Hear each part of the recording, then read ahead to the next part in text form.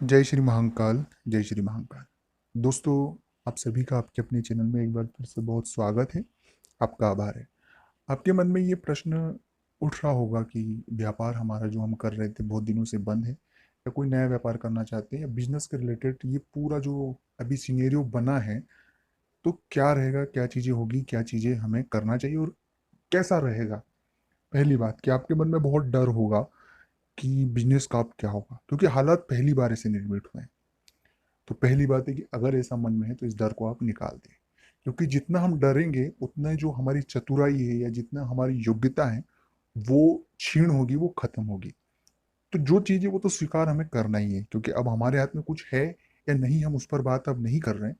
हम बात अब हल की कर रहे हैं कि इसका सोल्यूशन क्या है। तो पहली और मुख्य बात है कि डर जो है उसे आप निकाल दें और उन चीज़ों से दूरी बना के रखें जो आपके मन में इस विषय को लेकर डर बता रहा है। जो होना है वो होके रहेगा, जो परिणाम है वो तो हम भुगतने के लिए तैयार ही हैं। लेकिन डर के क्या फायदा होगा। तो पहली बात, डर से दूरी बनाए। दूसरी बात है कि व्यापार की स्थिति के बारे में जो आपको डर एक बना दिया है कि ऐसा होगा, ये होगा, वो चीज़ होगी, ऐसा कुछ होने वाला नहीं है दोस्तों। व्यापार की खासियत है कि वो एक बार रूटीन में आने के बाद सतह जैसा चल रहा है वैसा हो जाता है, क्योंकि उसका स्वभाव ही व्यापार है। और आवश्यकता जो मानव की वो दिन प्रतिदिन बढ़ेगी, घटेगी नहीं। और जैसी आवश्यकता बढ़ेगी तो वो नए नए व्यापार, नए नए जो आपका व्यापार है, जो व्यापारिक गतिविधियां है, वो उन्हें पूरा करता है। तो वो आपके पास आएंगे और व्यापार होगा। तो ये बात मन से निकाल दे कि हाँ, ये अलग बात है कि जो पहले फायदा होता था, जितने ग्राहक होते थे उनकी तादाद 20% 25% कम दिखाई देगी, लेकिन धीरे धीरे धीरे वो यथावत अच्छा हो जाएगा। इसमें कोई डरना नहीं है आपको। तीसरी बात है कि जो आप परंपरागत तरीके से जो व्यापार अभी तक कर रहे थे उसमें आपको नवाचार को ज़्यादा तवज्जो देना पड़ेगा, मतलब नवाचार करना होगा। ग्राहक आप तक नहीं पहुंचे तो आपको ग्राहक तक पहुंचना होगा। वो नई नई चीज़ें करना होगी, वो नए नए तरीके हमें अपनाना होगा जो व्यापार को बढ़ा सके, क्योंकि अब जो हम रूटीन वर्क कर रहे थे उससे हमें आगे, क्योंकि तब हमारे पास ग्राहक आ रहा था।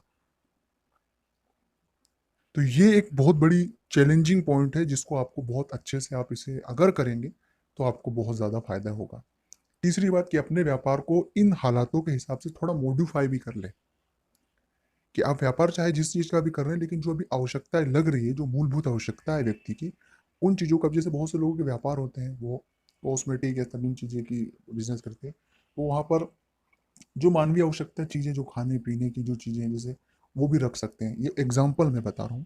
तो ये कुछ नया नवाचार जो है, वो नई चीज़ें भी आप इन दरमियान कर सकते हैं, क्योंकि ग्राहक आता है वो आपके पास एक चीज़ के लिए जरूर आता है, लेकिन उसकी 100 आवश्यकता होती है।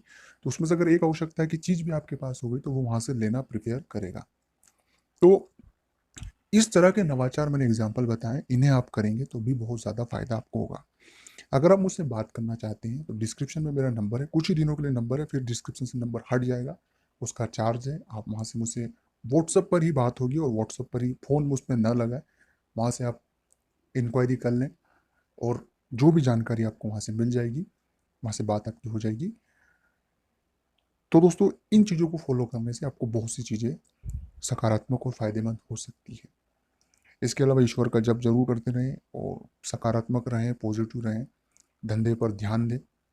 यही मेन शुभकामनाएं मेरी। अच्छा लगा लाइक करें, शेयर करें, कमेंट्स करें, जो भी राय हो आपकी खुल के लिख दें। जय श्री महाकाल। जय श्री महाकाल।